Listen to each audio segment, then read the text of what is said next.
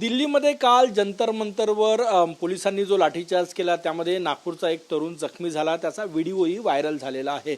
भारत बानाईत असं त्या विद्यार्थ्याचं नाव आहे आणि तो मूळचा नागपूरचा आहे. त्याचे आईवडील माझ्यासोबत आहे. तर आता काय सांगणार तुम्ही? तो व्हिडिओ बघितला, काय भावना व्यक्त केली, बोलले का तुम्ही त्याची? आम्ही ते संध्याकाळी जेव्हा झालेला आहे तो लाठीचार्ज, तर त्यावेळेला आम्हाला काही माहीत नव्हतं. मग नंतर मध्ये मी मोबाईल पाहिला माझ्यावाला, तर त्या माझ्या मोबाईलवर मला ते दिसल्याच्या नंतर मी आपल्या घरच्या लोकांना बी सांगितलं का पाय असं असं लाठीचार्ज झालेला आहे. आदितला बी लाठीचार्ज झाला आहे आदित्यवर. तर मग भारतवर लाठीचार्ज झाला आहे. तर बा हे पाय कसे होऊन आले, कशी पोलिस मारून राहिली बा विद्यार्थी लोक आले. हे विद्यार्थी लोक जे आपल्या हक्कासाठी लढून राहिले, मग यायले लाठीचार्ज मारायचा का जरूरत आहे बा? आमचं म्हणण्याचा उद्देश हा आहे का बा यायले नाही मारलं, लाठीचार्ज करणं पाहिजे होता, करायला पाहिजे. पहिले कुठल्या पक्षाचा कार्यकर्ता होता इथे ना आता कुणाचं काम करतो तो पहा पहिलं आमच्या घरानंच ते राजकारणी आहे, समजा असंही समजा हरकत नाही. काऊन का आमचे वडील बी ते सरपंच होते पहिलं काँग्रेसमध्ये होते. आणि मग माझा पुतण्या झाला, तर माझा पुतण्या BJP होता.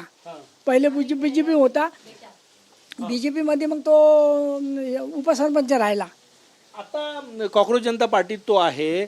काल त्याच्यावर लाठीचार्ज झाला. व्हिडिओ पाहिल्यानंतर चिंता वाटली मुलाची? चिंता तर वाटलीच ना बाबा, आपल्या मुलाला असं असं झालं बा. आणि त्याने त्या पाठीवरचा वर वगैरे दावला त्या लाठीचा. तर मग आम्हाला थोडंसं असं वाटलं ना का बा एवढं भयंकर मार्चपर्यंत हे पोलीस का करू राहिली बा? हे जनता परत बोलावलं का काय केलं? आम्ही त्याला बोलवलं नाही. आम्ही त्याला हेच म्हटलं, बापू तुम्ही संध्याकाळी मी त्याला फोन केला आणि त्याला हे सांगितलं, म्हटलं बापू तुला जर लागलं वगैरे असन तर मला तू पहिले ट्रीटमेंट कर, आपलं दवाखाने कर बा, म्हणलं इंजेक्शन वगैरे हे ते घे दवाई वगैरे, आणि मग नंतर म्हणलं तुला येऊशा लागत ये म्हटलं, नाही तर तुला का करायचं तिथं म्हणलं कर म्हटलं. आंदोलनात राहायला सांगितलं तुम्ही? हो हो. आई आहे भारतची. तुम्ही तो व्हिडिओ बघितला, चिंता वाटली? अरे कोणाला चिंता नाही वाटणार? जनतेची चिंता वाटते, मुलाची चिंता नाही वाटणार. तुमची चिंता, तुम्हाला काही लागलं तर तुमच्या घरचे लोक चिंता करतील का नाही करतील? काय बघून काय वाटलं?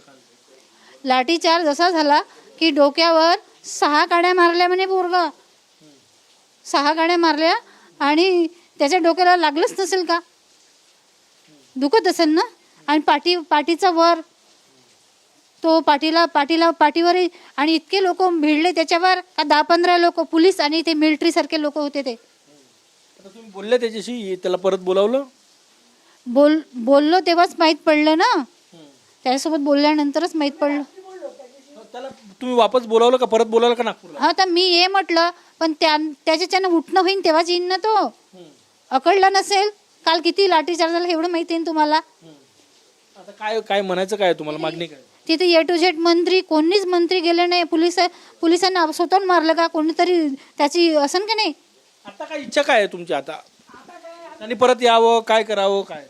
परत येईलच ना तो, परत येईलच, पण तो बरा होईन तेव्हाच येईन ना. नक्कीच. काका तुमची काय इच्छा आहे? माझी इच्छा हे आहे का बा त्यांची तब्येत वगैरे सर्व ठीक असेल तर त्याने तिथेच त्यांना, त्या लोकांना, त्या मुलांना सपोर्ट करायला पाहिजे आणि तिथेच तो आंदोलनामध्ये राहायला पाहिजे.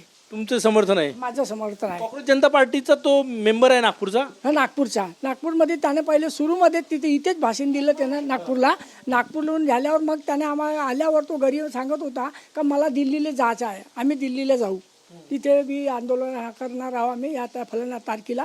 तर तो गेला होता. नक्कीच. भारतच्या आईवडिलांनी आपापल्या भावना ज्या आहेत त्या व्यक्त केलेल्या आहे आणि मुलाबद्दल चिंता व्यक्त केली, कारण की जो व्हिडिओ त्यांच्या समोर आलेला आहे त्यामध्ये लाठीचार्ज करतानाचा तो व्हिडिओ आहे. त्यामुळे पालक आहे, आईवडील आहे, त्यांना चिंता नक्कीच वाटणार. कॅमेरामॅन सचिन सयामसह गजानन माटे, TV9 मराठी, नागपूर.